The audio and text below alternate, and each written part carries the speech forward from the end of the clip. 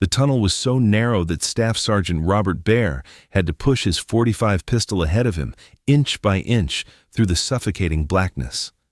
Above him, he could hear enemy footsteps. Below him, the earth pressed against his chest like a coffin. One wrong move, one missed tripwire, and he'd never see daylight again. This was Vietnam's hidden war. While helicopters thundered overhead and artillery pounded the jungle, the real battle was happening 20 feet underground. The Viet Cong had built an entire world beneath South Vietnam, 250 kilometers of tunnels that could hide entire battalions, manufacture weapons, and launch surprise attacks that appeared to come from nowhere. American commanders were fighting an enemy they couldn't see, couldn't find, and couldn't kill, until they found soldiers crazy enough to crawl into hell itself. The tunnels didn't start with the Americans. They began decades earlier when French colonial forces occupied Vietnam. Local resistance fighters, armed with nothing but shovels and determination, started digging. What began as simple hiding spots evolved into something far more ambitious. By the time American troops arrived in the 1960s, the Viet Cong had transformed these crude tunnels into an underground empire. The Cu Chi district, just 30 kilometers from Saigon, became the crown jewel of this subterranean network. While American forces controlled the surface during the day, the Viet Cong owned everything below ground. The scale was staggering. These weren't just tunnels. They were underground cities. The main arteries stretched for miles, connecting smaller passages that housed entire communities. Families lived down there. Children were born down there. Some never saw sunlight for months at a time. American soldiers would sweep through villages, finding nothing but empty huts and cooperative farmers. But at night, those same farmers would disappear into hidden entrances, emerging miles away to plant bombs, set ambushes, and vanish again before dawn. The enemy wasn't just invisible. They were living in a parallel world that existed right beneath American boots. Lieutenant Colonel George Aister of the 25th Infantry Division described the frustration perfectly. "We take a village in the morning, hold it all day, and lose it again at night. The enemy wasn't retreating. They were just going underground." The first attempts to deal with the tunnels were disasters. American forces tried everything conventional warfare could offer. They pumped water into tunnel entrances, hoping to flood the networks. The water disappeared into drainage systems the Viet Cong had built decades earlier. They tried smoke, hoping to force fighters to the surface. The tunnels had ventilation systems that filtered the smoke and dispersed it harmlessly. Artillery bombardment seemed promising until commanders realized they were destroying their own territory while barely scratching the tunnel networks. B-52 bombing runs left massive craters on the surface, but the tunnels 20 feet below remained intact. The Viet Cong would wait for the all-clear, then emerge to repair any minor damage. Chemical weapons proved equally useless. CS gas, designed to force enemies from enclosed spaces, got absorbed by the earth or filtered out by ingenious ventilation systems. The Vietnamese had been preparing for chemical attacks since the French era. They knew their tunnels better than Americans knew their own bases. By 1965, American commanders faced a terrifying reality. They were losing a war to an enemy that could appear anywhere, strike without warning, and disappear into the earth. Traditional military doctrine had no answer for this underground nightmare. The Viet Cong weren't just hiding in tunnels, they were thriving in them. Intelligence reports described underground hospitals where wounded fighters recovered in safety. Weapons factories operated around the clock, producing everything from booby traps to rocket launchers. Communication networks allowed coordination between distant tunnel complexes. Most disturbing of all were the reports of tunnel-launched attacks. Viet Cong fighters would tunnel directly beneath American positions, plant explosives, and detonate them from below.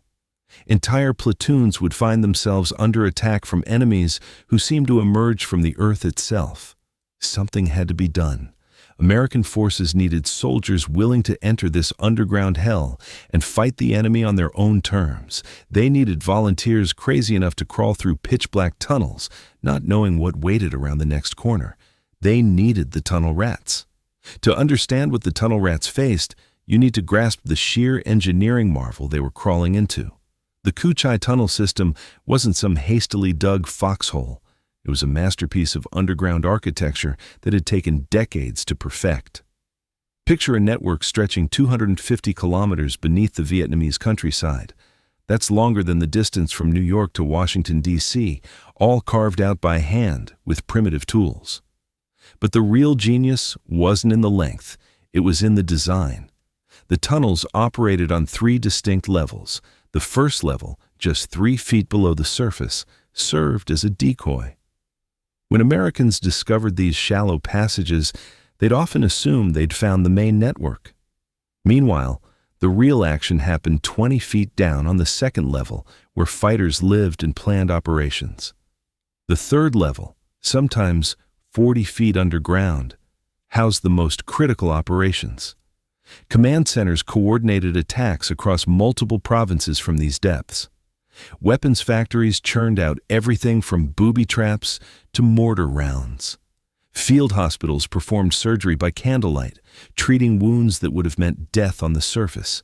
Each level connected through a maze of passages so narrow that most Americans couldn't fit through them.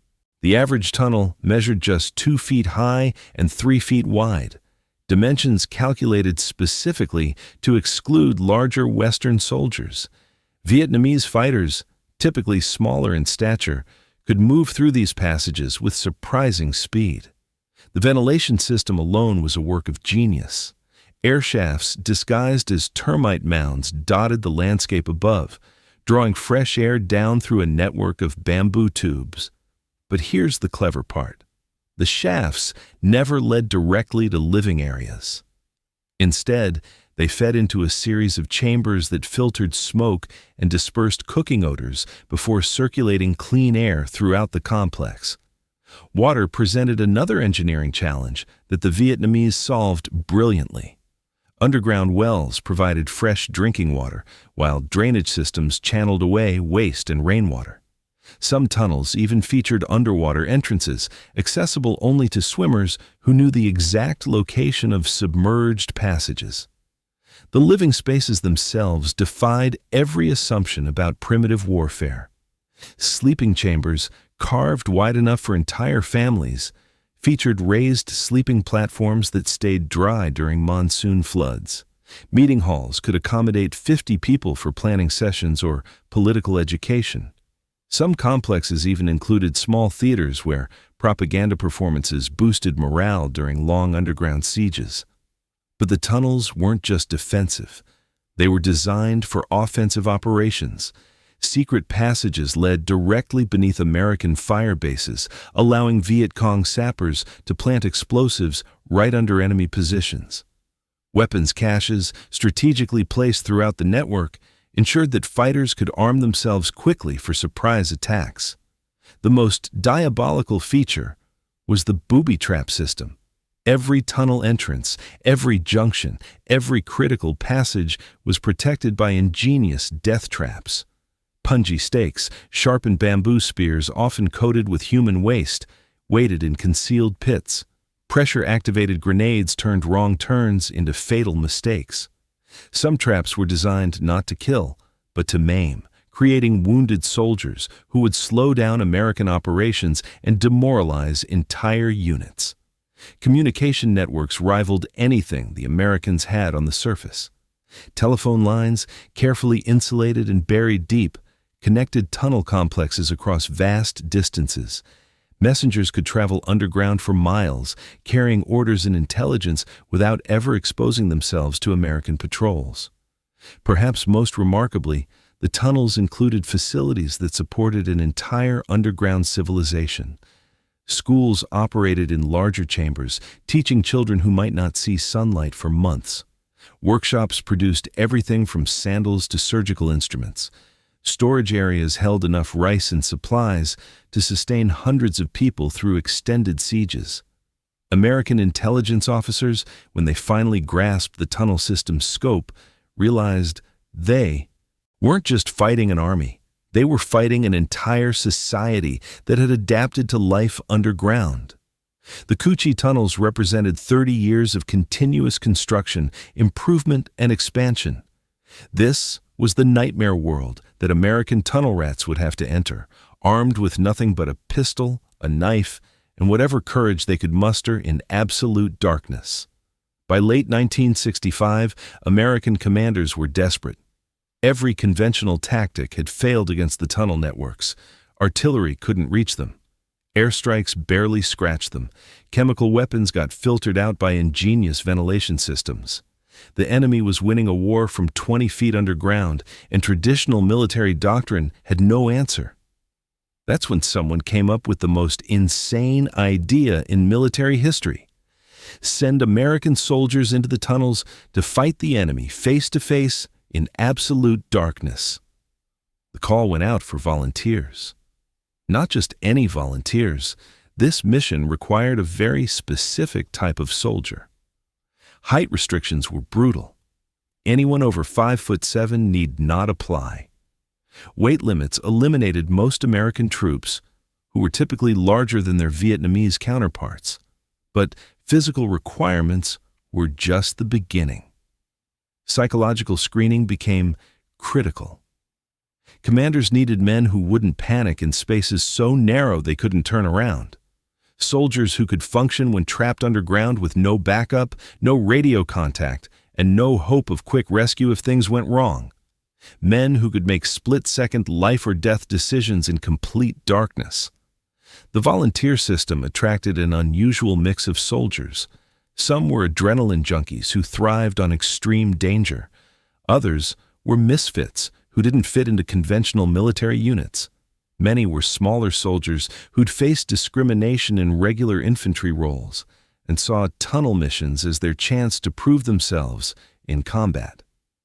Surprisingly, a disproportionate number of volunteers came from minority backgrounds. Hispanic and Native American soldiers, often overlooked for other specialized roles, found their smaller statures and cultural backgrounds valued in this deadly new form of warfare. Some had grown up in tight spaces, urban apartments, rural poverty, that prepared them psychologically for tunnel combat. Training attempted to prepare these volunteers for underground hell, but reality proved far worse than any simulation. Mock tunnels built at base camps couldn't replicate the psychological pressure of knowing that every breath might be your last. Practice scenarios couldn't capture the terror of hearing enemy voices in the darkness, not knowing if they were 10 feet away or right around the next corner. The first tunnel rat units were formed in early 1966, attached to infantry divisions operating in areas with heavy tunnel activity. These weren't elite special forces. They were regular soldiers who'd volunteered for the most dangerous job in Vietnam. Their life expectancy was measured in missions, not months. Equipment was deliberately minimal. A standard-issue .45 pistol provided firepower in the narrow confines where rifles were useless. A combat knife served as both weapon and tool. A small flashlight, used sparingly to avoid giving away position, provided the only light in absolute darkness. Some tunnel rats carried rope for emergency extraction, though rescue from deep tunnel systems was often impossible. But the most important equipment was psychological. Tunnel rats developed an almost supernatural ability to sense danger in darkness. They learned to interpret sounds that would be meaningless to surface soldiers, the scrape of a sandal on earth, the whisper of fabric against tunnel walls, the subtle change in air pressure that might indicate a hidden chamber or booby trap. The volunteer rotation system created constant turnover in tunnel rat units. Some soldiers completed their required missions and refused to continue. Others suffered psychological breaks that ended their underground careers. A few became addicted to the adrenaline rush and volunteered for mission after mission until death or wounds finally stopped them. Command structure in tunnel rat units was necessarily informal. Traditional military hierarchy meant nothing when a private might have more tunnel experience than his sergeant. Survival knowledge was shared freely, regardless of rank. Veterans taught newcomers hard-won lessons about reading tunnel signs, avoiding booby traps, and fighting in spaces too narrow for conventional combat. The psychological profile of successful tunnel rats revealed fascinating patterns. Many were loners who preferred working alone to team operations. Some had backgrounds that prepared them for claustrophobic environments: miners, mechanics, urban kids who'd grown up in cramped conditions. Others seemed to possess an innate ability to function under extreme stress. What united all tunnel rats was a willingness to face death in its most intimate form. Unlike surface combat, where death might come from distant artillery or sniper fire, tunnel warfare was personal. When tunnel rats encountered the enemy, they fought hand-to-hand in darkness, often so close they could feel each other's breath. These were the men who would descend into hell itself to fight America's most invisible enemy.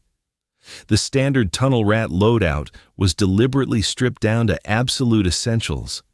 Every ounce mattered when crawling through passages barely wide enough for a human body. The .45 caliber pistol became their primary weapon, not because it was ideal, but because it was the only firearm that functioned reliably in the cramped, humid conditions underground. Rifles were useless in tunnels. An M16's barrel length made it impossible to aim or maneuver in tight spaces. Even if you could position the weapon, the muzzle flash would blind you in absolute darkness while revealing your exact location to every enemy within 100 yards of tunnel. The .45's shorter barrel and manageable recoil made it the only practical choice for close-quarters combat. The combat knife served multiple purposes beyond fighting. Tunnel rats used it to probe ahead for tripwires, test suspicious surfaces for booby traps, and dig through cave-ins that blocked their retreat.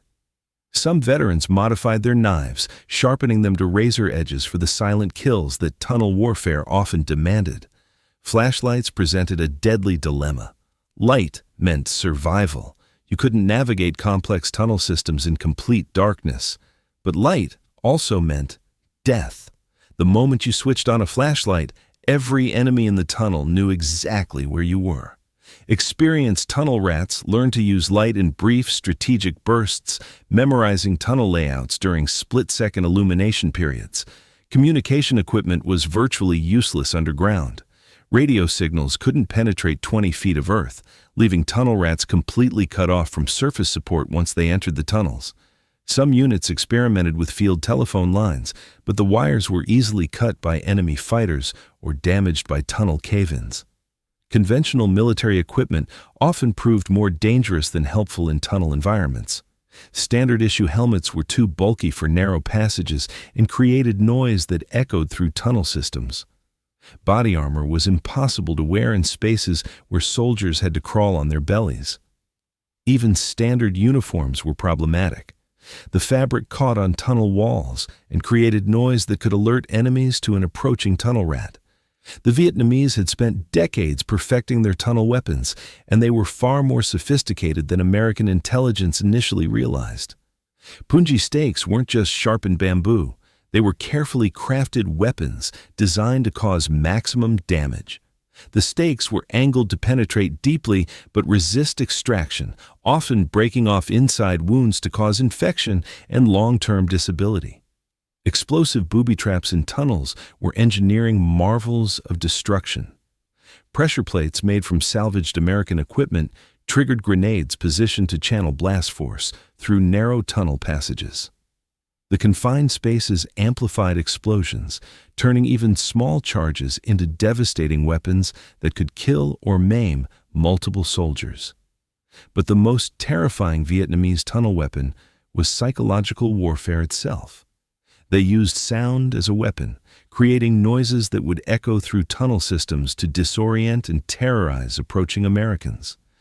Whispers in Vietnamese, footsteps that seemed to come from multiple directions, and sudden, loud noises designed to trigger panic responses in claustrophobic environments.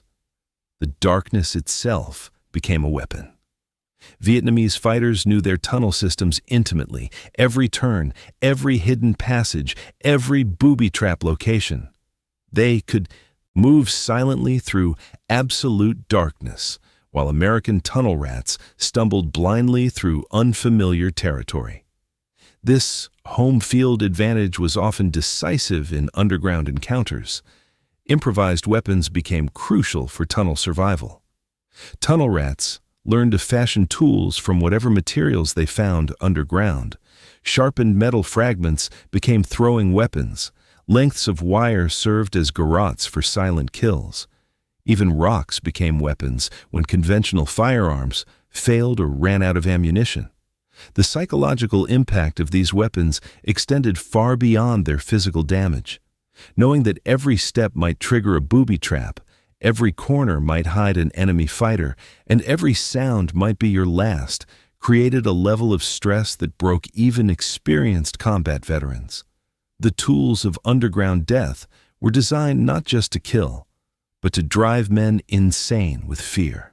The first documented close-quarters tunnel combat happened in March 1966, when Specialist Tommy Yancey of the 1st Infantry Division crawled into a tunnel complex near Bien Hoa.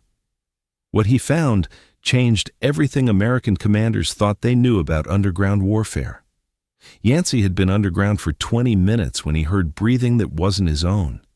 In the absolute darkness, sound became everything. He could tell the enemy fighter was close, maybe 10 feet ahead in the narrow passage. Both men knew the other was there, but neither could see anything in the suffocating blackness. The standoff lasted nearly an hour. Every slight movement echoed through the tunnel. Yancey could hear the Vietnamese soldiers shifting position, probably trying to get a better angle for attack. Neither man dared use a light. It would instantly reveal their position to the other. This was warfare reduced to its most primitive form, two humans hunting each other by sound alone in a space barely wide enough for their bodies. When the fight finally came, it was over in seconds. Yancey heard the scrape of metal on earth, probably a knife being drawn. He fired 3 shots from his .45 in the direction of the sound. The muzzle flash lit up the tunnel for a split second, revealing a Vietnamese fighter less than 6 feet away. The man was already dying from Yancey's shots, but the image of his face in that brief flash of light haunted Yancey for the rest of his life. This became the template for tunnel combat. Long periods of terrifying tension followed by explosive violence in absolute darkness. Unlike surface warfare, where enemies might never see each other clearly, tunnel fighting was intensely personal. You could smell your opponent's fear, hear his breathing, sometimes even feel the heat from his body in the narrow confines. Sergeant Robert Martinez described his first tunnel encounter. I could hear him moving around in there, maybe 20 feet ahead. We played this game for what felt like hours. He'd move, I'd move. Neither of us wanted to be the first to make noise. When I finally got close enough, I could smell his sweat. That's when I knew this wasn't like any other kind of fighting. The psychological impact of face-to-face tunnel combat was devastating for both sides. American tunnel rats reported nightmares about eyes they couldn't see watching them in the darkness. Vietnamese fighters, according to captured documents, described the terror of hearing American voices echoing through their tunnel systems, never knowing when death might come crawling around the next corner. Hand-to-hand combat in tunnels required completely different skills than surface fighting. There was no room to swing a rifle like a club. Bayonets were useless in spaces where you couldn't extend your arm fully. Everything came down to knives, pistols at point-blank range, and sometimes bare hands when ammunition ran out. The confined spaces created unique tactical challenges. Sound traveled differently through tunnel systems, sometimes echoing for hundreds of yards, sometimes absorbed completely by earth walls. A whisper in one direction might be inaudible, while the same whisper in another direction would carry clearly to enemy positions. Tunnel rats learned to interpret sounds that surface soldiers would never notice. The slight scrape of fabric against tunnel walls could indicate an enemy fighter trying to move silently. Changes in air pressure might reveal hidden chambers or alternative passages. Even the quality of darkness could provide clues. Absolute blackness meant a dead-end passage, while slightly less darkness might indicate a distant light source or tunnel entrance. When ammunition ran out, tunnel combat became medieval. Knives, improvised weapons, and bare hands decided who lived and who died. Veterans described fights so close they could feel their opponent's pulse as they struggled in the darkness. Some encounters ended with both fighters too exhausted to continue, crawling away in opposite directions to fight another day. The most terrifying aspect was the uncertainty. In surface combat, you generally knew where the enemy was and could call for backup or artillery support. In tunnels, you were completely alone, fighting an invisible enemy who knew the terrain better than you did. Every corner could hide death. Every sound might be your last warning before an attack. These face-to-face encounters in absolute darkness created a brotherhood among tunnel rats that transcended normal military relationships. Only someone who had fought hand-to-hand in a space barely wide enough for a coffin could understand the psychological toll of underground warfare. The typical tunnel rat defied every stereotype of the American soldier in Vietnam. While recruitment posters featured tall, broad-shouldered warriors, the men who volunteered for underground duty were often the smallest guys in their units. Height restrictions weren't suggestions, they were survival requirements. Anyone over 5'7" couldn't physically navigate the narrow passages that Vietnamese fighters had designed specifically to exclude larger Western soldiers. Sergeant Carlos Mendoza, barely 5'4" and weighing 130 pounds soaking wet, became one of the most effective tunnel rats in the 25th Infantry Division. Back home in East Los Angeles, his size had been a liability. Kids called him names, bullies pushed him around, and drill sergeants initially questioned whether he belonged in combat infantry. Underground, his compact frame became his greatest asset. The volunteer system attracted an unusual cross-section of American society. Many tunnel rats came from minority backgrounds: Hispanic, Native American, and African American soldiers who'd faced discrimination in conventional military roles. Their smaller average statures, often seen as disadvantages in regular infantry units, made them ideal candidates for tunnel warfare. But physical requirements were just the beginning. Psychological screening became critical as commanders realized that size alone wouldn't determine success underground.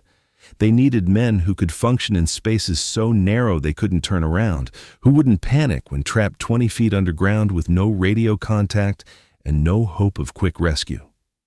The psychological profile of successful tunnel rats revealed fascinating patterns. Many were loners who preferred working independently to team operations.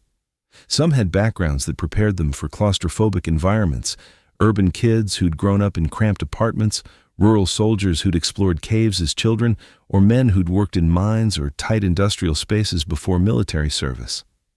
Private Danny Williams from Detroit volunteered after spending his childhood exploring abandoned buildings and storm drains in the inner city. "I was used to tight spaces," he explained years later. "While other kids played in parks, I was crawling through places most people would never go. The tunnels were just another tight space to me." Life expectancy for tunnel rats was measured in missions, not months. Most volunteers completed between 5 and 15 tunnel operations before death, wounds, or psychological breakdown ended their underground careers. The constant stress of knowing that every mission might be your last created a unique bond among these soldiers. Rotation policies tried to limit psychological damage by restricting the number of tunnel missions each soldier could volunteer for. But many tunnel rats became addicted to the adrenaline rush of underground combat. They'd complete their required missions, then immediately volunteer for more. Some became so obsessed with tunnel warfare that they refused surface assignments, preferring the deadly familiarity of underground combat to conventional infantry roles. The informal hierarchy in tunnel rat units ignored traditional military rank structure. A private with 20 tunnel missions commanded more respect than a sergeant with surface combat experience, but no underground time. Knowledge was shared freely. Veterans taught newcomers how to read tunnel signs, avoid booby traps, and survive encounters with enemy fighters in absolute darkness. Camaraderie among tunnel rats transcended normal military relationships. These men shared experiences that no one else could understand. Only someone who'd crawled through pitch-black tunnels, never knowing if the next corner held death, could comprehend the psychological toll of underground warfare. They developed their own slang, their own traditions, and their own unspoken rules for survival. And many tunnel rats came from backgrounds that had prepared them for discrimination and hardship. They were used to being underestimated, overlooked, or dismissed by larger, more conventional soldiers. Underground, those perceived weaknesses became strengths. Their size, their outsider status, and their willingness to take extreme risks made them perfect for the most dangerous job in Vietnam. The brotherhood forged in those tunnels lasted long after the war ended. Tunnel rat veterans formed informal networks that bypassed official military channels. They shared survival techniques, compared experiences, and supported each other through the psychological aftermath of underground combat. For men who'd faced death in absolute darkness, the bonds formed 20 feet underground proved stronger than any surface relationships. These were America's human moles, small, tough, and willing to crawl into hell itself to fight an invisible enemy on their own terms. What American forces discovered beneath the Cu Chi district defied everything they thought they knew about guerrilla warfare. These weren't just hiding spots or temporary shelters. They were finding fully operational medical facilities that rivaled field hospitals on the surface. The first underground hospital was discovered by accident in April 1967, when tunnel rat Jimmy Rodriguez followed a blood trail deeper into a tunnel complex than any American had gone before. What he found 25 feet underground changed how military intelligence viewed the entire tunnel network. The operating room was carved from solid earth, reinforced with salvaged timber and lit by oil lamps that provided surprisingly effective illumination. Surgical instruments, some clearly stolen from American medical supplies, others improvised from scrap metal, lay arranged on makeshift tables. The smell hit Rodriguez first, antiseptic mixed with blood, and the musty odor of underground air that never saw sunlight. But the real shock came when he realized the facility was still active. Fresh bandages, recently used surgical tools, and warm oil in the lamps indicated that medical procedures had been performed within hours of his discovery. Somewhere in the tunnel network, wounded Viet Cong fighters were receiving professional medical care in conditions that would have been impressive even on the surface. Intelligence. Reports from captured documents revealed the scope of underground medical operations. These facilities weren't just treating combat wounds, they were performing complex surgeries, treating diseases, and even delivering babies. Some underground hospitals had been operating continuously for over 5 years, treating thousands of patients without ever being detected by American forces. The medical staff included trained doctors and nurses who'd chosen to work underground rather than in conventional hospitals. They'd adapted surgical techniques for the unique challenges of tunnel medicine, operating by lamplight, working in spaces barely tall enough to stand upright, and treating patients who might need to be moved quickly if American forces discovered their location. Weapons manufacturing in tunnel complexes proved even more sophisticated than the medical facilities. American forces discovered underground workshops that produced everything from simple booby traps to complex explosive devices that rivaled anything manufactured in conventional factories. The workshops operated around the clock, staffed by skilled craftsmen who'd learned to work with salvaged materials and captured American equipment. Artillery shells became raw material for improvised explosive devices. Discarded metal was transformed into punji stakes and caltrops. Even American sea rations were converted into components for booby traps and explosive devices. Production capacity was staggering. Intelligence estimates suggested that some tunnel workshops could produce hundreds of mines and booby traps per week. The weapons were then distributed through underground supply networks that stretched across multiple provinces, allowing Viet Cong forces to maintain steady access to locally produced armaments. The most disturbing discovery was evidence of weapons innovation happening underground. Vietnamese craftsmen weren't just copying existing designs, they were developing new types of explosive devices specifically tailored for tunnel warfare. Pressure-activated mines designed to maim rather than kill, creating wounded soldiers who would slow American operations and demoralize entire units. Supply lines supporting these underground operations revealed the true scope of tunnel infrastructure. Raw materials flowed through networks that connected tunnel complexes across vast distances. Finished weapons moved through the same channels, distributed to Viet Cong units throughout South Vietnam. American commanders realized they weren't just fighting an army. They were fighting an entire industrial complex that had adapted to underground production. The tunnels weren't just hiding places, they were manufacturing centers that could sustain prolonged warfare without any surface infrastructure. The psychological impact on American forces was devastating. Every tunnel complex they discovered might contain not just enemy fighters, but fully operational hospitals, treating American-inflicted wounds and weapons factories producing the very devices that were killing American soldiers. This underground civilization had achieved something that seemed impossible: complete self-sufficiency in the most hostile environment imaginable, 20 feet beneath the surface of an active war zone. The first thing tunnel rats learned was that every step could be their last. The Vietnamese had turned the tunnels into a three-dimensional minefield where death waited in forms that defied imagination. These weren't random explosive devices. They were carefully engineered psychological weapons designed to destroy minds as much as bodies. Punji stakes represented the most diabolical evolution of a simple weapon. Vietnamese craftsmen didn't just sharpen bamboo spears and hope for the best. They studied anatomy, calculating exact angles to maximize damage while ensuring victims survived long enough to become burdens on American medical resources.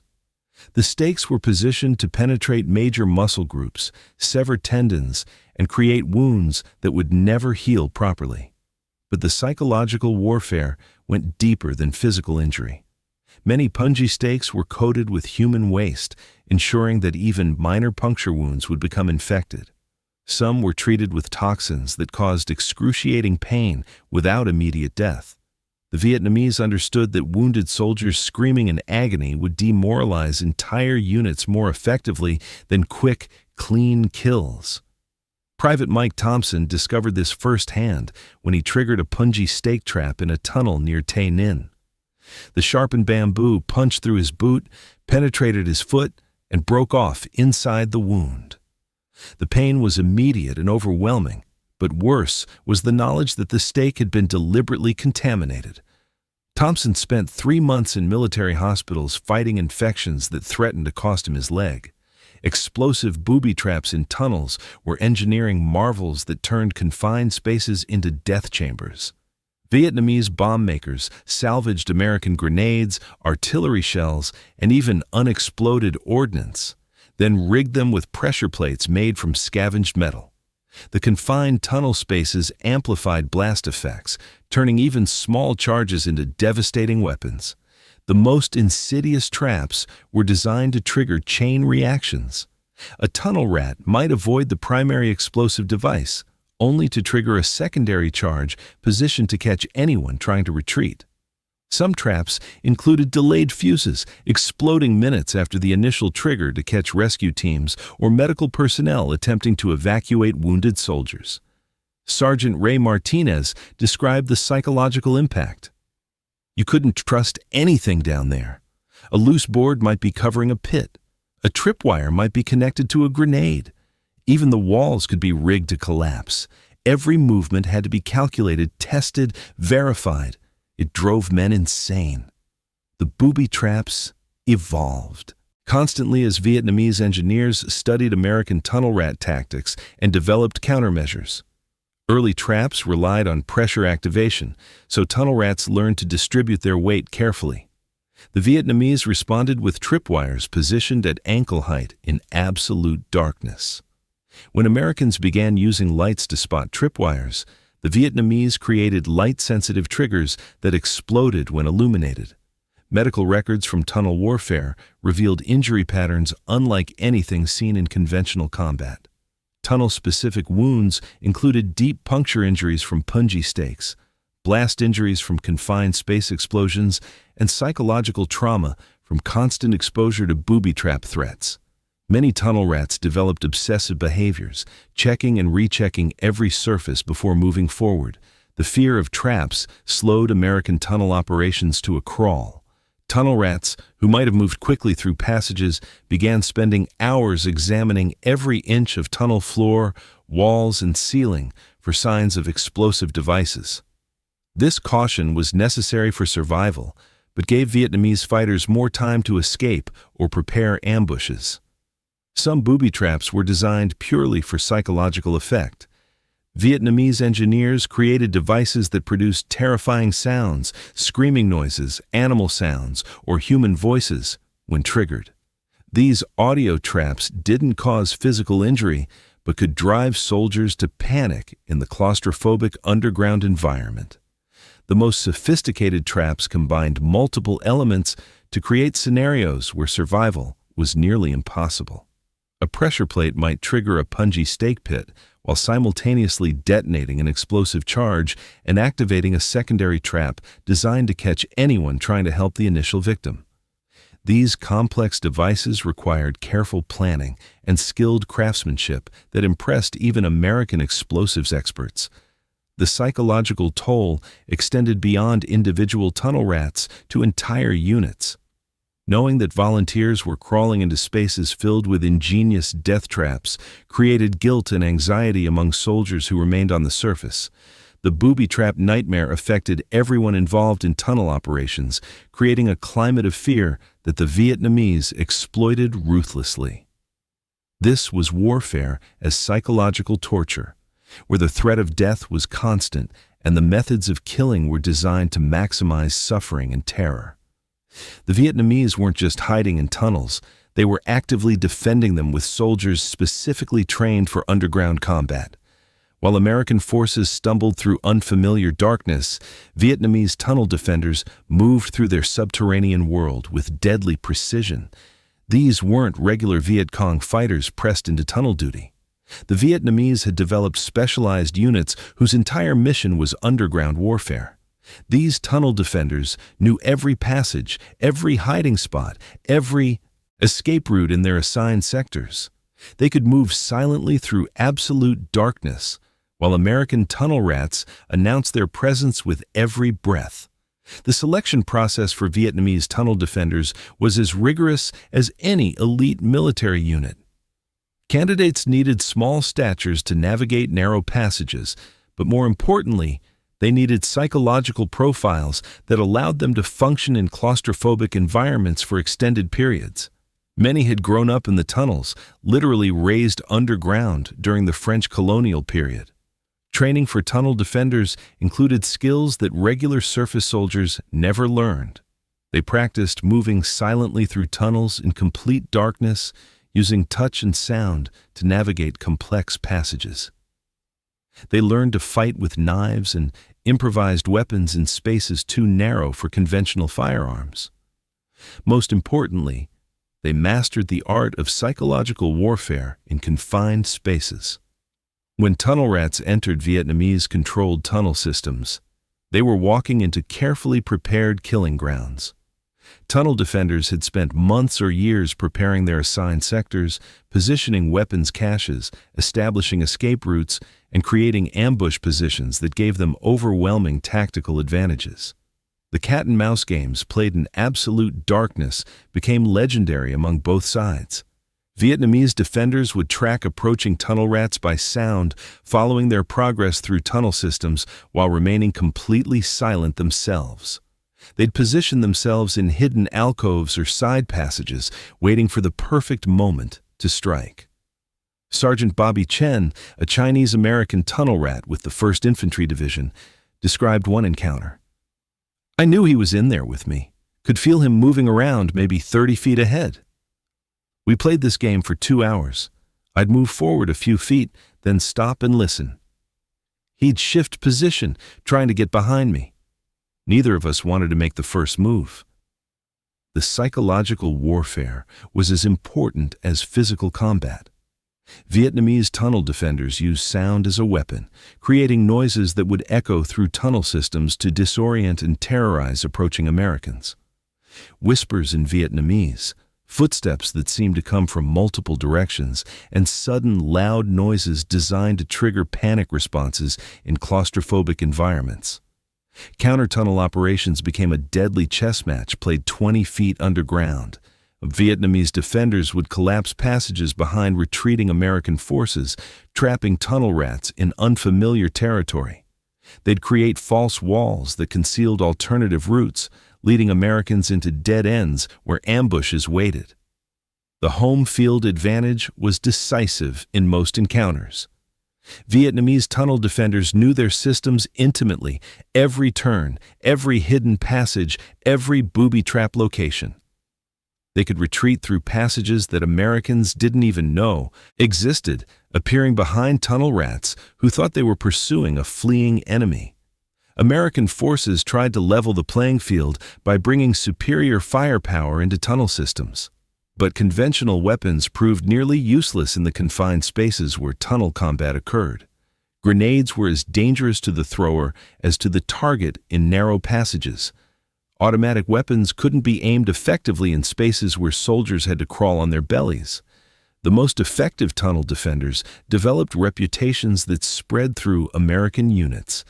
Intelligence reports identified specific Vietnamese fighters who'd killed multiple tunnel rats in underground encounters. These tunnel aces became priority targets, but hunting them in their own territory proved nearly impossible. The hunter-hunted dynamic shifted constantly during tunnel encounters. A tunnel rat, pursuing what seemed like a fleeing defender, might suddenly find himself surrounded by multiple enemy fighters who'd used hidden passages to get behind him. The Vietnamese mastered the art of turning predators into prey in the span of seconds. This underground warfare created a unique form of combat where traditional military advantages meant nothing.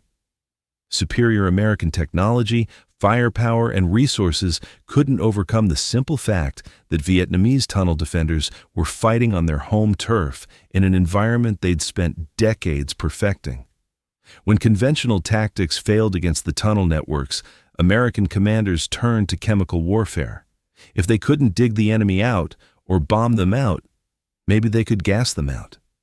The results were both horrifying and ultimately futile, revealing just how thoroughly the Vietnamese had prepared for every form of attack. CS gas became the weapon of choice for tunnel clearing operations. Military planners reasoned that the confined spaces would concentrate the gas, making it impossible for tunnel inhabitants to remain underground. Portable blowers pumped thousands of cubic feet of CS gas into tunnel entrances, creating concentrations that should have forced immediate evacuation. The first large-scale gas attack targeted a tunnel complex near Cu Chi in September 1967. American forces sealed multiple tunnel entrances, then pumped CS gas into the system for 6 continuous hours.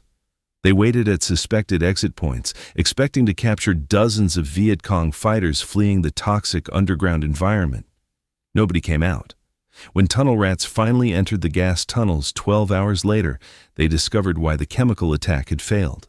The Vietnamese had built sophisticated filtration systems using layers of cloth, sand, and activated charcoal made from burned rice husks. Air shafts included multiple chambers where gases could be neutralized before reaching living areas. But the real genius was in the tunnel design itself. The multi-level structure allowed contaminated air to settle in lower passages while defenders retreated to higher levels with clean air supplies.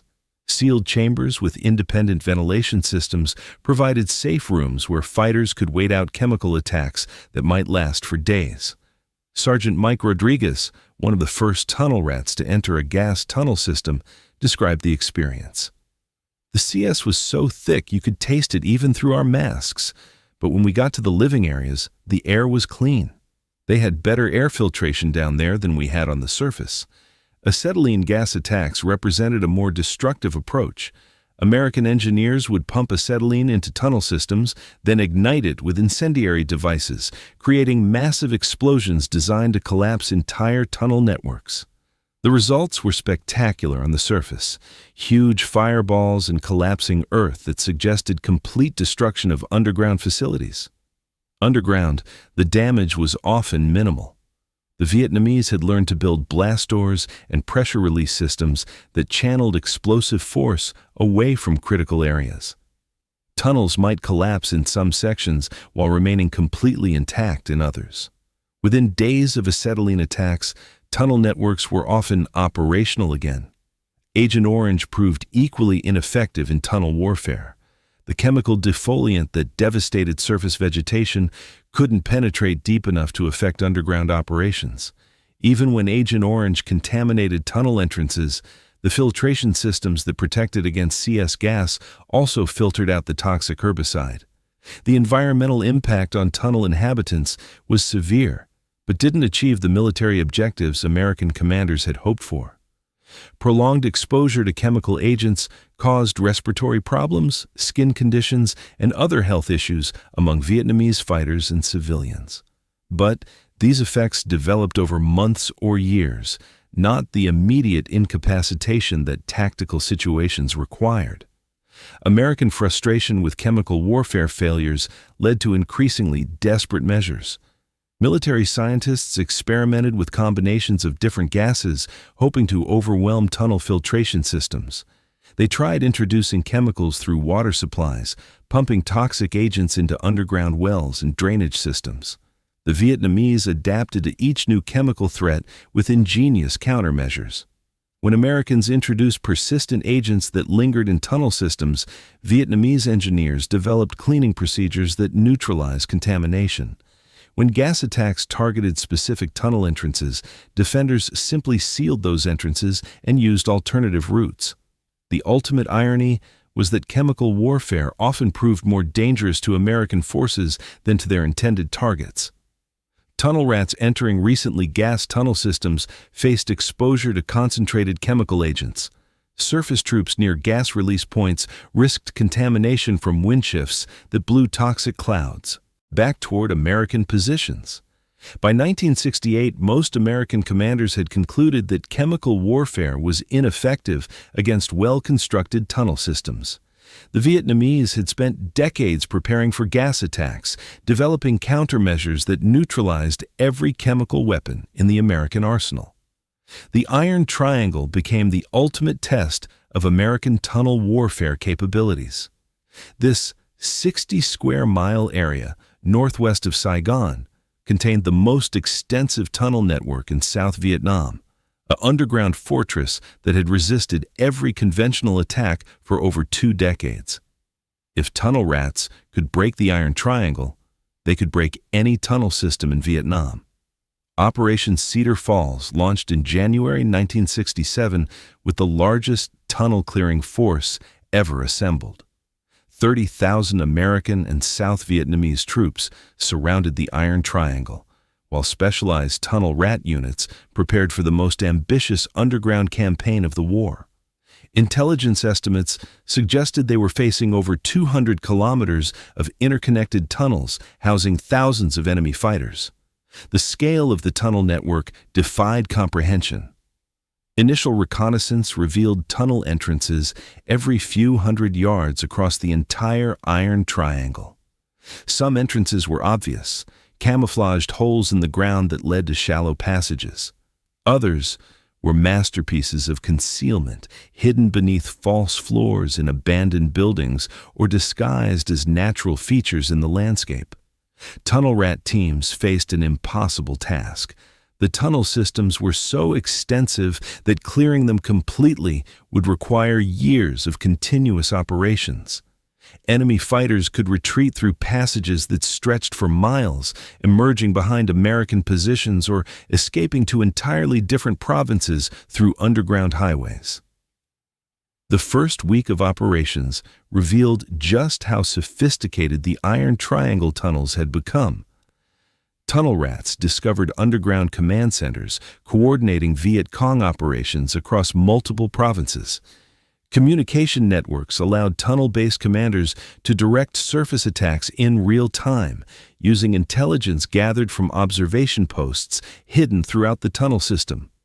B-52 bombing campaigns preceded the tunnel clearing operations, dropping thousands of tons of explosives on suspected tunnel locations. The massive bombs created craters 30 feet deep and destroyed surface structures across the Iron Triangle. But when tunnel rats finally entered the bombed areas, they found most tunnel systems intact.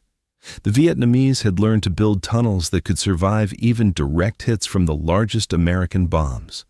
Critical facilities were located 40 feet underground, well below the effective depth of most explosive devices. Blast-resistant construction techniques, developed through decades of aerial bombardment, protected essential tunnel infrastructure from all but the most precise strikes. Sergeant David Kim's team discovered the true scope of Iron Triangle tunnel sophistication when they found an underground hospital that had continued operating throughout the B-52 attacks. We're talking about major surgery being performed 20 feet underground, while 500-pound bombs are exploding overhead, Kim reported. These people had built an entire civilization down there. The tunnel clearing operations became a deadly game of cat and mouse, played across hundreds of miles of underground passages. American forces would clear a section of tunnels, declare it secure, then discover that enemy fighters had returned through hidden passages they'd never found. The Iron Triangle tunnels seemed to regenerate faster than they could be destroyed. Coordinated assaults involving multiple tunnel rat teams attempted to trap enemy fighters in specific tunnel sections. The plan was to enter tunnels simultaneously from different points, preventing escape through alternative routes. But the Vietnamese had prepared for exactly this type of operation, creating sealed chambers and hidden passages that allowed fighters to evade even the most carefully planned encirclement attempts. The most frustrating aspect was the speed of tunnel reconstruction. American forces would spend days clearing and destroying a tunnel section, only to find it rebuilt and operational within a week. The Vietnamese had stockpiled construction materials throughout the tunnel network, allowing rapid repairs that negated American clearing operations almost immediately.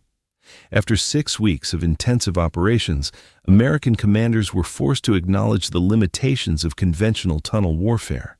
The Iron Triangle tunnels were simply too extensive, too well constructed, and too easily repaired to be eliminated through direct assault. The underground fortress that had resisted French colonial forces for decades would continue to resist American forces with equal effectiveness. Operation Cedar Falls officially ended in February 1967, but tunnel operations in the Iron Triangle continued sporadically throughout the war. The lesson was clear. Tunnel networks of this scale and sophistication couldn't be defeated through conventional military operations, no matter how many resources were committed to the effort. The real war in the tunnels wasn't fought with bullets or bombs, it was fought with fear itself. Both sides understood that breaking an enemy's mind was far more effective than breaking his body, and the confined underground environment became the perfect laboratory for psychological terror. The Vietnamese mastered the art of sound warfare in tunnel systems.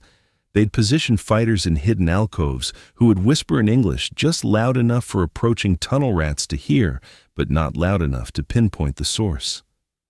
"We know you're coming," the voices would echo through the darkness. "We're waiting for you." These psychological operations were carefully calculated. Vietnamese tunnel defenders studied captured American soldiers, learning their names, their hometowns, their fears. When tunnel rats entered tunnel systems, they might hear their own names whispered in the darkness, or references to family members back home that no enemy should know.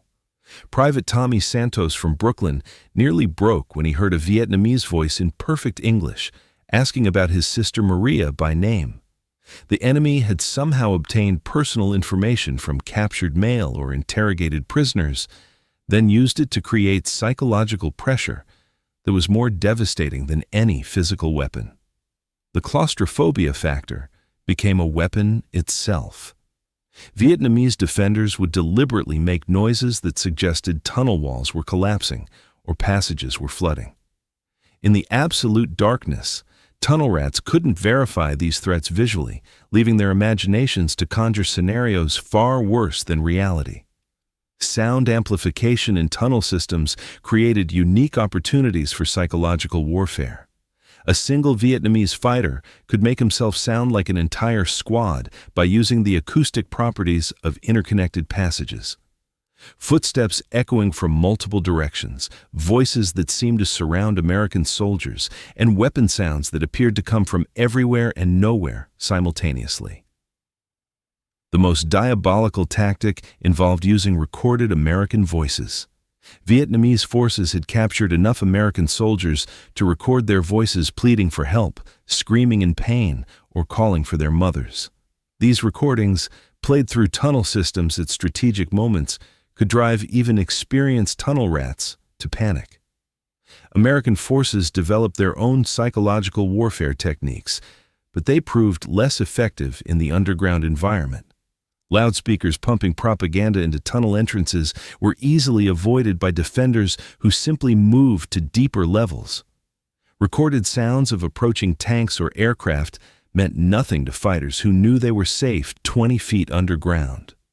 The darkness itself became a psychological weapon that affected both sides differently. American tunnel rats, raised in a culture that associated darkness with danger, found the absolute blackness of tunnel systems almost unbearable. Vietnamese fighters, many of whom had spent years underground, were comfortable in environments that drove their enemies to distraction. Mental breakdown rates among tunnel rats reached levels that alarmed military psychiatrists. Soldiers who'd functioned normally in surface combat developed severe anxiety disorders, claustrophobia, and paranoid behaviors after just a few tunnel missions. The psychological screening process couldn't predict which men would break under the unique stresses of underground warfare. Sleep deprivation became a psychological weapon when Vietnamese defenders would keep American forces awake for days by creating intermittent noises throughout tunnel systems.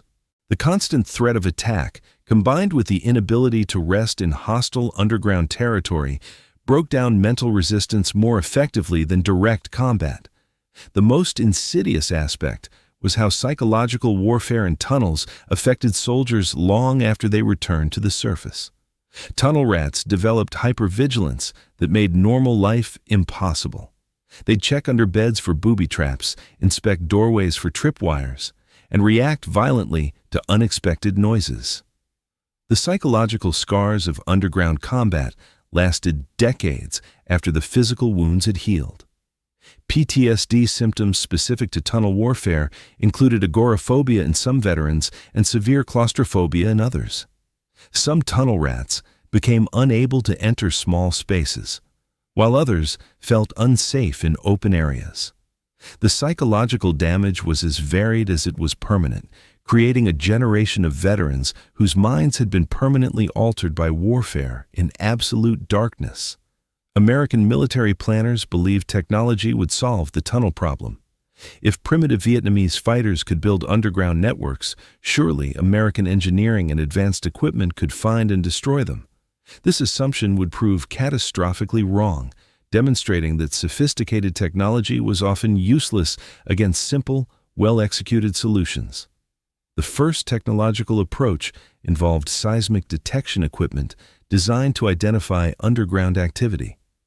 Sensitive instruments could theoretically detect footsteps, digging, or construction work happening 20 feet below the surface. Military contractors delivered millions of dollars worth of seismic sensors to Vietnam, promising they would revolutionize tunnel detection. The Vietnamese defeated this technology with remarkable simplicity. They learned to move through tunnels during specific times when American artillery or aircraft operations would mask seismic signatures. They developed techniques for silent movement that distributed weight evenly, avoiding the pressure patterns that triggered seismic alarms. Most ingeniously, they began creating false seismic signatures by deliberately making noise in empty tunnel sections, leading American forces to waste resources investigating decoy locations. Ground-penetrating radar represented the next technological solution. Advanced radar systems could theoretically map underground structures, revealing tunnel networks that had remained hidden for decades. The equipment was expensive, sophisticated, and backed by the best American military technology available. But ground-penetrating radar required stable platforms and clear surface access to function effectively. In the jungle environments where most tunnel systems were located, dense vegetation, irregular terrain, and constant threat of enemy attack made radar operations nearly impossible. The Vietnamese simply had to wait for radar teams to leave, then continue using tunnels that remained perfectly functional despite being detected. Tunnel detection dogs seemed like a natural solution. German shepherds and other breeds could theoretically smell human activity underground, leading handlers to tunnel entrances that visual inspection might miss. Military working dog programs expanded rapidly as commanders sought biological solutions to technological failures. The Vietnamese countered with tactics that turned the dog's enhanced senses against them. They used strong-smelling substances, fish sauce, garlic, human waste, to overwhelm canine detection capabilities. They created false scent trails, leading to booby-trapped areas. Most effectively, they learned that dogs couldn't distinguish between active tunnels and abandoned ones, leading American forces to waste time investigating empty passages while active tunnel networks remained undetected. Chemical detection equipment promised to identify underground activity through air sampling. Sophisticated instruments could theoretically detect cooking fires, human respiration, or weapon maintenance activities happening in tunnel systems. The technology worked perfectly in laboratory conditions. Underground, chemical detection failed because Vietnamese engineers had built filtration systems that eliminated detectable signatures. Cooking was done in sealed chambers with scrubbing systems that neutralized odors. Air circulation was carefully managed to prevent chemical signatures from reaching the surface. The same engineering that protected tunnel inhabitants from gas attacks also defeated American chemical detection efforts. Electronic surveillance equipment included motion detectors, infrared sensors, and acoustic monitoring devices that should have revealed tunnel activity. These systems represented cutting-edge military technology, costing more per unit than most soldiers earned in a year. The Vietnamese defeated electronic surveillance through patient observation and simple countermeasures. They studied American equipment, learning its limitations and blind spots. Motion detectors were triggered by animals or wind-blown vegetation. Infrared sensors were confused by decoy heat sources. Acoustic monitors were overwhelmed by ambient jungle noise or deliberate sound masking. The most sophisticated American technology often proved more dangerous to friendly forces than to the enemy.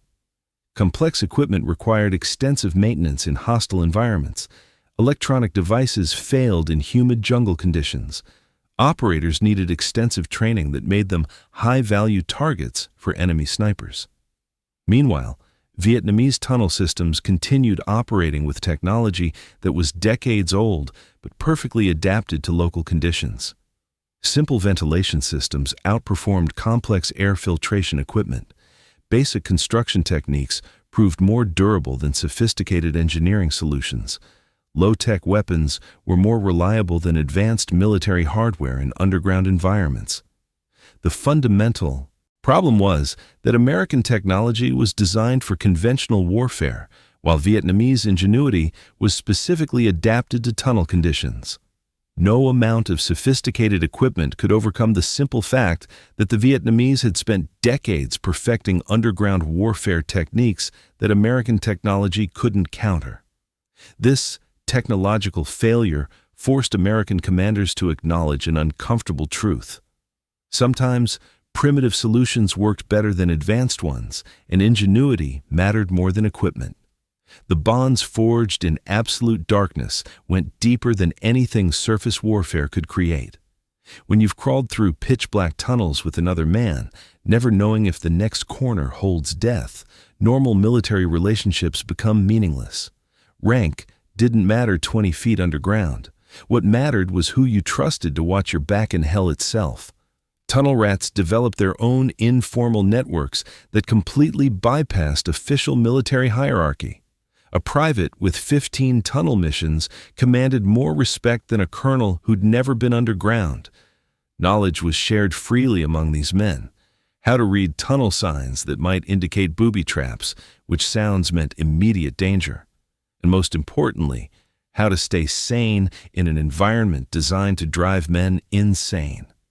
The sharing of survival techniques became almost ritualistic.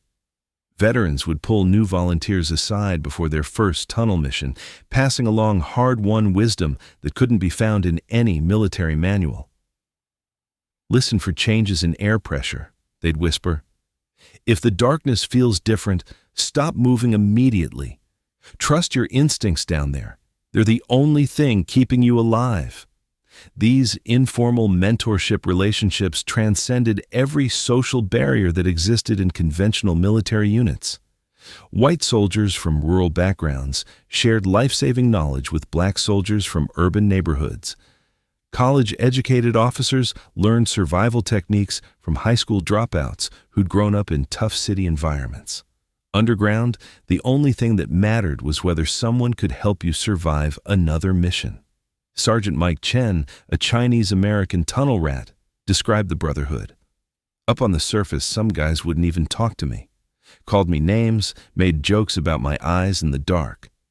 But down in those tunnels, those same guys trusted me with their lives. When you're crawling through death together, racism becomes a luxury you can't afford." The psychological support system among tunnel rats operated completely outside official military channels. When someone broke down after a particularly traumatic tunnel encounter, his fellow tunnel rats would cover for him, rotating his duties until he could function again. They understood that psychological breakdown was inevitable. The only question was when, not if. Memorial traditions developed organically among tunnel rat units, creating rituals that honored fallen comrades in ways that official military ceremonies couldn't match.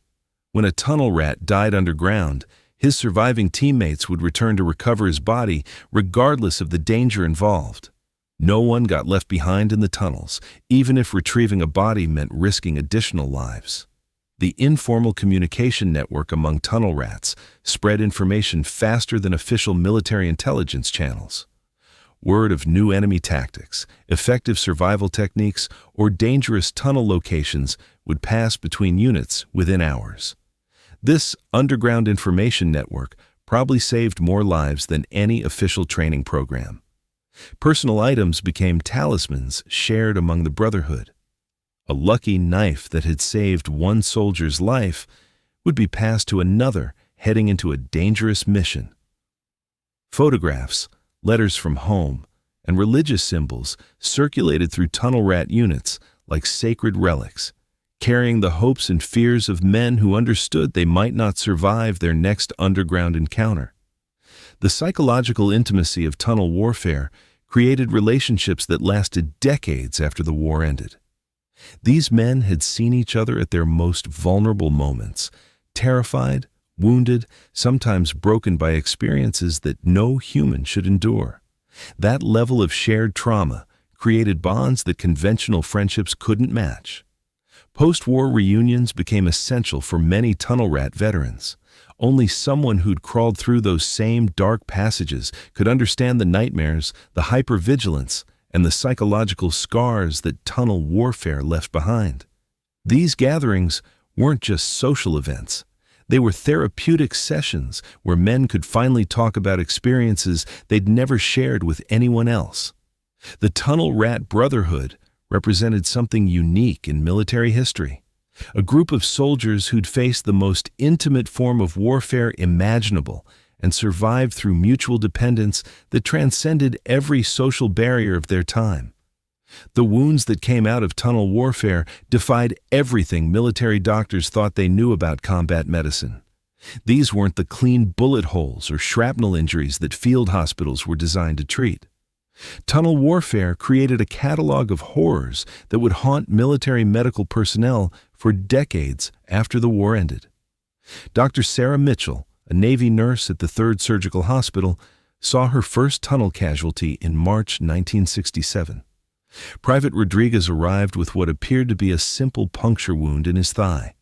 The entry point was small, barely visible beneath the blood and dirt, but when surgical teams began exploring the wound, they discovered the punji stake had shattered inside his leg, sending bamboo fragments throughout his muscle tissue. "We spent 4 hours picking splinters out of his leg," Dr. Mitchell recalled. "Every time we thought we'd found them all, we'd discover another fragment that had migrated through his muscle tissue. The bamboo was contaminated with human waste, so infection set in almost immediately. We ended up amputating 3 weeks later." Punji stake wounds represented just one category of tunnel-specific injuries that challenged military medicine. The stakes were deliberately designed to break off inside victims, creating wounds that couldn't heal properly. Vietnamese craftsmen had studied anatomy, positioning stakes to sever tendons, damage joints, and create permanent disabilities that would burden American medical resources. But the contamination was the real killer. Every punji stake was treated with human waste, animal blood, or other biological agents that guaranteed infection. Even minor puncture wounds became life-threatening medical emergencies as bacteria spread through victims' bloodstreams. Gangrene, sepsis, and necrotizing fasciitis became common complications that military doctors had rarely seen in conventional warfare. Explosive injuries in confined tunnel spaces created unique trauma patterns that surgeons struggled to understand. When grenades or booby traps detonated in narrow passages, the blast effects were amplified and focused in ways that surface explosions never achieved. Victims arrived with internal injuries that seemed impossible given the size of the explosive device involved. Sergeant Danny Williams survived a booby trap explosion in a tunnel near Ku Chai, but the blast effects defied medical explanation. "The explosion looked small from outside," explained Dr. Robert Chen, the surgeon who treated Williams. "Maybe equivalent to a large firecracker, but the confined space concentrated the blast wave so intensely that it ruptured his eardrums, collapsed one lung, and caused internal bleeding that took us hours to locate." The psychological component of tunnel injuries complicated medical treatment in ways that conventional combat wounds never did. Soldiers who survived tunnel encounters often developed severe anxiety disorders that interfered with their physical recovery. They'd panic during medical procedures that involved confined spaces, refuse to enter small rooms for treatment, and react violently to unexpected sounds or movements. Field medicine in tunnel environments presented impossible challenges for combat medics. When tunnel rats were wounded underground, evacuation procedures that worked on surface battlefields became useless. Stretchers couldn't navigate narrow tunnel passages. Standard medical equipment was too large for underground use. Most critically, wounded soldiers often couldn't be moved quickly enough to prevent death from blood loss or shock. Medic Tony Ramirez described attempting to treat a wounded tunnel rat 20 feet underground. He'd taken shrapnel in his chest from a booby trap, but the tunnel was too narrow to get him out quickly. "I had to perform emergency surgery by flashlight in a space barely wide enough for one person. No proper instruments, no sterile environment, just trying to stop the bleeding with whatever I had." Infection rates among tunnel casualties reached levels that alarmed military medical authorities.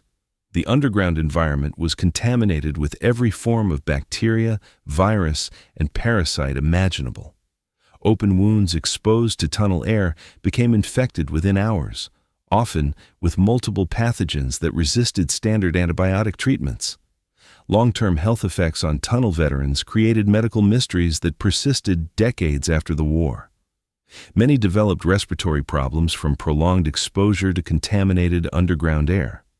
Others suffered from chronic infections that seemed to reactivate years later. Some experienced neurological symptoms that doctors couldn't explain or treat effectively. The medical records from tunnel warfare revealed injury patterns so unique that they became case studies in military medical schools. These weren't just war wounds. They were evidence of a form of combat so brutal and intimate that it created entirely new categories of human suffering. January 30th, 1968. While American forces prepared for what they thought would be a quiet Tet holiday ceasefire, thousands of Viet Cong fighters were moving through tunnel networks that stretched beneath South Vietnam's major cities. The most audacious military operation in modern history was about to unfold, and it would be launched from 20 feet underground. The tunnel networks that American forces had been fighting for years suddenly revealed their true strategic purpose. These weren't just hiding places or supply routes. They were staging areas for a coordinated assault that would strike simultaneously at targets across the entire country. Every major city in South Vietnam was connected by underground passages that allowed massive troop movements without detection. Intelligence reports from captured documents later revealed the scope of tunnel-based planning for the Tet Offensive. Viet Cong commanders had spent months moving weapons, ammunition, and fighters through tunnel systems into positions beneath Saigon, Da Nang, Hue, and dozens of smaller cities. American forces had been hunting individual tunnel complexes while missing the larger network that connected them all. The attack on the American embassy in Saigon demonstrated the tactical brilliance of tunnel-based operations. Viet Cong sappers didn't fight their way through heavily defended streets to reach their target. They emerged from tunnels that had been constructed specifically to provide access to high-value targets in the heart of the capital city. Sergeant Mike Rodriguez, who'd spent months clearing tunnels around Saigon, watched the embassy attack with growing horror. "We'd been down in those tunnels for over a year," he said. "We thought we knew where they all went, but they had passages we never found, routes that led right into the middle of the city. We were fighting the branches while they were using the roots."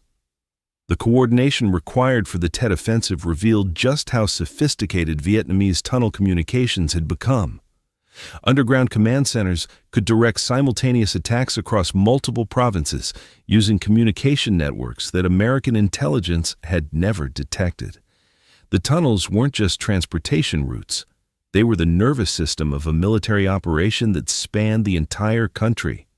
American forces found themselves fighting enemies who seemed to appear from nowhere, attack with devastating effect, then vanish back underground before reinforcements could arrive.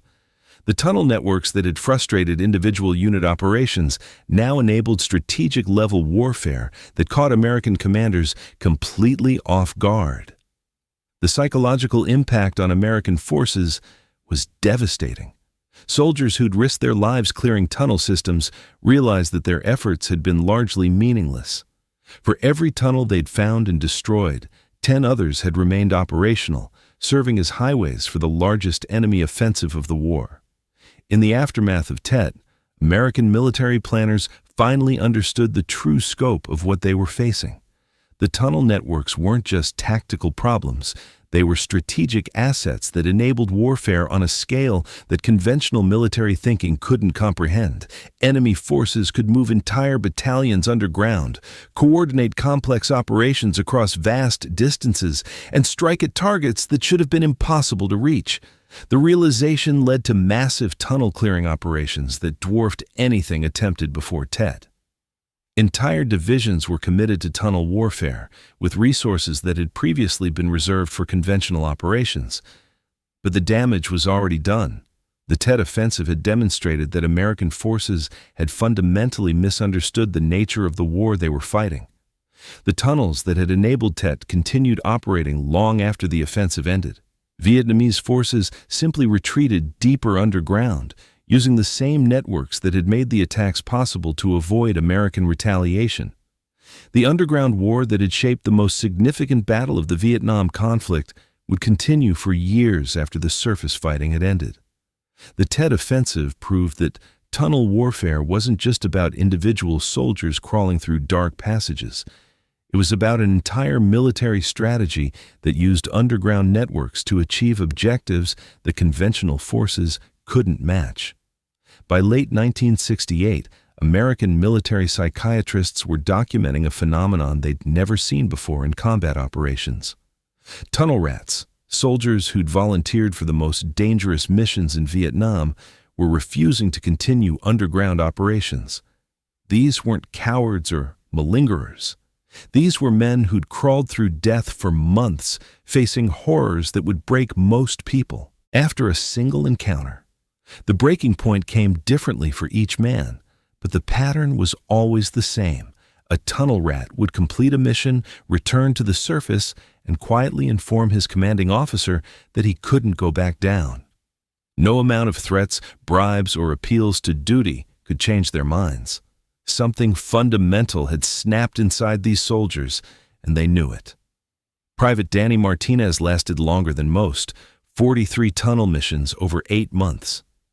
His breaking point came in a tunnel complex near Tay Ninh when he encountered a Vietnamese child, maybe 12 years old, armed with a knife and positioned to defend a tunnel junction. Martinez had killed enemy fighters before, but something about the child's eyes and his flashlight beam destroyed whatever psychological defenses had kept him functional. "I couldn't do it," Martinez explained to military psychiatrists. "Couldn't kill the kid, couldn't retreat, couldn't move forward. I just sat there in the dark for 3 hours until my backup team found me. That's when I knew I was done." You can only see so much death before it starts living inside you. The military's response revealed just how desperate tunnel operations had become. Instead of accepting that these soldiers had reached their psychological limits, commanders began implementing policies designed to force continued participation. Tunnel rats who refused missions faced court-martial proceedings, reduction in rank, and assignment to punishment details that were often more dangerous than tunnel warfare itself. But the psychological damage was already too severe for threats to overcome. Soldiers who'd functioned normally in surface combat developed symptoms that military medicine couldn't treat. Severe claustrophobia made some men unable to enter buildings with low ceilings. Others developed agoraphobia so intense they couldn't function in open spaces. Many experienced both conditions simultaneously, trapped between fears that made normal life impossible. Captain Robert Chen, a military psychiatrist assigned to tunnel units, documented the progression of psychological breakdown among tunnel rats. "The human mind wasn't designed for this type of warfare," he wrote in classified reports. "These men are experiencing trauma that's qualitatively different from anything we've seen in conventional combat. The confined spaces, the constant threat of death, the intimate nature of the violence. It's creating psychological damage that may be permanent." The physical toll was equally devastating. Tunnel rats who'd completed dozens of missions showed signs of premature aging that shocked medical personnel. Respiratory problems from breathing contaminated underground air, joint damage from crawling through narrow passages, and chronic infections from exposure to biological weapons created health issues that would persist for decades. Medical evacuation rates among tunnel units reached levels that threatened operational effectiveness. For every tunnel rat killed or wounded in action, 2 more were removed from duty due to psychological breakdown or physical disabilities that made continued tunnel operations impossible. The human cost of underground warfare had become unsustainable. By 1969, American commanders were forced to acknowledge that tunnel warfare had human limitations that couldn't be overcome through training, equipment, or military discipline. The mission hadn't become impossible because of enemy action. It had become impossible because the soldiers assigned to complete it had reached the absolute limits of human endurance. The men who'd volunteered to crawl into hell had finally found the point where courage, duty, and survival instinct collided with psychological and physical realities that no amount of military training could overcome. While American forces saw the tunnels as death traps to be cleared and destroyed for thousands of Vietnamese civilians and fighters, these underground networks were home. Entire communities lived beneath the earth for years, creating a subterranean society that functioned with remarkable normalcy despite existing 20 feet below an active war zone. The daily routine in tunnel communities began before dawn, when the risk of American detection was lowest. Families would emerge from sleeping chambers barely large enough for 2 people, moving through passages so narrow that adults had to crawl on their hands and knees. Children who'd spent their entire lives underground moved through these spaces with an ease that amazed even hardened Viet Cong fighters. Cooking presented unique challenges in an environment where smoke could reveal tunnel locations to enemy forces above. Vietnamese engineers had developed sophisticated ventilation systems that filtered smoke through multiple chambers before releasing it at ground level. Meals were prepared in sealed cooking areas using charcoal that burned with minimal smoke production. The smell of food had to be controlled as carefully as any military secret. Water systems in tunnel complexes represented engineering marvels that rivaled anything built on the surface. Underground wells tapped into water tables that remained clean despite surface contamination from chemical weapons. Filtration systems using sand, charcoal, and cloth removed impurities that could cause disease in the confined underground environment. Some tunnel complexes had running water systems that provided fresh water to communities of hundreds of people. Education continued underground with a determination that impressed even enemy observers. Tunnel schools operated in chambers barely large enough for a dozen children, using textbooks and materials that had been carefully preserved despite years of warfare. Teachers who'd spent decades in the tunnels taught mathematics, literature, and history by candlelight, ensuring that an entire generation wouldn't lose their cultural heritage to war. The psychological adaptation required for tunnel life created behavioral patterns that seemed impossible to outsiders. Children born underground showed no signs of claustrophobia or anxiety in confined spaces. They played games adapted to narrow passages, told stories that incorporated tunnel geography, and developed social relationships within a community that rarely saw sunlight. Medical care in tunnel hospitals operated under conditions that would have been unthinkable in surface facilities. Surgeons performed operations by candlelight in chambers with barely enough room to move around patients.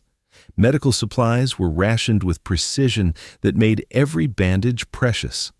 Despite these limitations, tunnel medical facilities achieved survival rates that compared favorably to conventional hospitals. The social structure of tunnel communities developed its own hierarchy based on underground expertise rather than traditional Vietnamese social patterns. Tunnel engineers commanded respect equal to village elders. Children who could navigate complex passage systems became valuable guides. Knowledge of tunnel geography, ventilation systems, and emergency procedures determined social status more than family background or education. Cultural life persisted underground with adaptations that preserved Vietnamese traditions while acknowledging tunnel realities. Wedding ceremonies were conducted in the largest available chambers, with celebrations adapted to spaces where loud noise could attract enemy attention. Funeral rites honored the dead while disposing of bodies in ways that wouldn't compromise tunnel security. The economic system within tunnel communities operated on principles of absolute sharing and conservation. Food, water, medical supplies, and clothing were distributed according to need rather than ability to pay. Waste was recycled with efficiency that modern environmental movements would admire. Nothing could be discarded carelessly in an environment where every resource was precious. Women in tunnel communities took on roles that traditional Vietnamese society had never allowed. They became tunnel engineers, military commanders, and political leaders out of necessity. The underground war created opportunities for female leadership that peacetime Vietnamese culture had suppressed for centuries. The price paid by tunnel dwellers for their underground existence was measured in health problems that would persist for generations. Respiratory diseases from breathing filtered air, vitamin deficiencies from lack of sunlight, and joint problems from constant crawling created medical issues that would affect tunnel survivors for decades after the war ended. This underground civilization represented one of the most remarkable adaptations in human history. Entire communities that learned to live, work, love, and raise children in an environment that most people would consider uninhabitable. By 1972, American withdrawal from Vietnam was accelerating, but the tunnel war continued with a desperation that reflected the changing strategic situation. As surface forces prepared to leave, tunnel rat operations took on a different character, less about winning territory and more about denying the enemy resources that would be left behind. The final major tunnel clearing operation began in November 1972 near Long Binh, where intelligence indicated the North Vietnamese were stockpiling weapons and supplies for post-withdrawal operations. Captain James Morrison led what would be the last large-scale tunnel rat mission of the American involvement, knowing that whatever they left behind would soon belong to the enemy. "We weren't trying to win anymore," Morrison recalled. "We were trying to make sure they couldn't use what we were leaving behind. Every weapon cache we found, every communication center we destroyed, it was all about making their victory as expensive as possible." The Vietnamese approach to tunnel operations had evolved as well. Instead of defending tunnel systems against American attacks, they were expanding them rapidly, preparing for a post-war period when these underground networks would serve different purposes. Construction crews worked around the clock, building new passages and expanding existing facilities with the confidence that came from knowing the Americans were leaving. Tunnel rats discovered the scope of Vietnamese tunnel expansion during their final missions. Networks that had been mapped and cleared months earlier had been rebuilt and extended far beyond their original boundaries. The Cu Chi tunnels, which had been partially destroyed multiple times, now stretched further than ever before, connecting to systems that reached almost to the Cambodian border. The psychological dynamic of these final tunnel encounters was unlike anything experienced earlier in the war. Vietnamese tunnel defenders knew they were fighting a delaying action against forces that would soon withdraw completely. American tunnel rats understood they were risking their lives for objectives that would be meaningless within months. This mutual awareness created a strange atmosphere in the final tunnel battles. Both sides fought with less intensity than before, as if acknowledging the futility of dying for positions that would change hands, regardless of who won individual encounters. Some tunnel-clearing operations ended with tacit agreements that allowed both sides to withdraw without casualties. The last American tunnel rat to die in Vietnam was Corporal Michael Rodriguez, killed by a booby trap in a tunnel near Bien Hoa on January 15, 1973, just 12 days before the Paris Peace Accords were signed. His death symbolized the tragic waste of a war that had continued in the tunnels long after its strategic outcome had been determined on the surface. American forces abandoned tunnel-clearing operations completely by February 1973, leaving behind networks that had grown larger and more sophisticated than when the war began. The Vietnamese immediately began converting military tunnel systems for peacetime use, transforming underground command centers into storage facilities and weapons factories into workshops for reconstruction efforts. Some tunnel systems remained active for decades after American withdrawal. Intelligence reports from the 1980s indicated that tunnel networks around Ho Chi Minh City were being used for smuggling operations, black market activities, and hiding dissidents who opposed the communist government. The underground infrastructure built for war had found new purposes in peacetime. The irony was complete. American forces had spent years trying to destroy tunnel networks that ended up serving the Vietnamese long after the war ended. The underground cities that had resisted every conventional attack became foundations for post-war recovery, providing secure storage for reconstruction materials and safe meeting places for economic planning. Tourist sites built from former tunnel battlegrounds began attracting visitors in the 1990s, offering sanitized versions of underground warfare that bore little resemblance to the deadly reality tunnel rats had experienced. The Suchi tunnels became a popular destination where visitors could crawl through widened passages and fire weapons at shooting ranges built over former burial grounds. The underground war that had outlasted surface combat finally ended not through military victory, but through the simple passage of time and changing political circumstances that made tunnel warfare obsolete. The lessons learned in Vietnam's tunnels fundamentally changed how modern militaries approach unconventional warfare. American military doctrine, which had emphasized overwhelming firepower and technological superiority, was forced to acknowledge that sophisticated enemies could neutralize advanced weapons through simple ingenuity and superior knowledge of local terrain.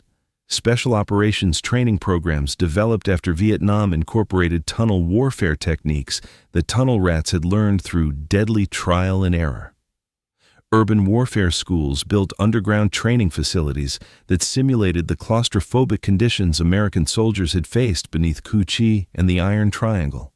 The psychological preparation that had been completely absent during the Vietnam War became a central component of Special Forces training.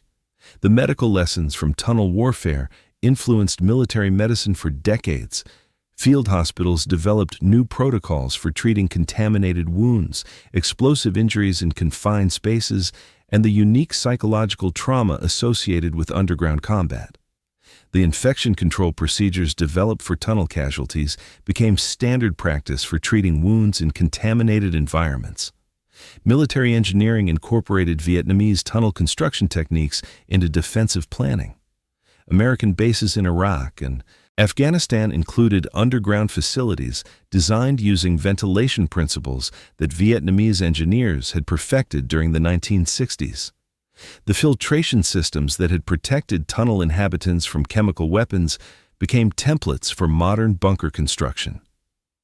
Intelligence agencies studied Vietnamese tunnel networks as examples of how decentralized resistance movements could operate beneath the detection capabilities of conventional military forces. The communication systems, supply networks, and command structures that had enabled tunnel-based operations influenced counterinsurgency doctrine that would be applied in conflicts from Central America to the Middle East.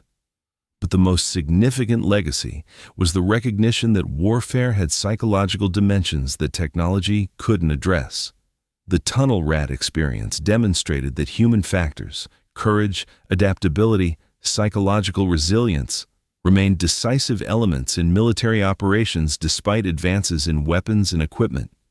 This understanding influenced recruitment, training, and support systems for special operations forces worldwide. Tunnel rat veteran organizations became advocates for recognizing the unique challenges faced by soldiers in unconventional warfare roles. Their efforts led to improved mental health services for veterans suffering from combat-related psychological disorders. The specific trauma patterns identified among tunnel veterans helped military psychiatrists understand and treat similar conditions in soldiers returning from other conflicts. The Vietnamese perspective on tunnel warfare legacy focused on different lessons. For them, the tunnels represented proof that determination and ingenuity could overcome technological disadvantages. The underground networks became symbols of national resistance that inspired independence movements in other countries facing technologically superior occupying forces.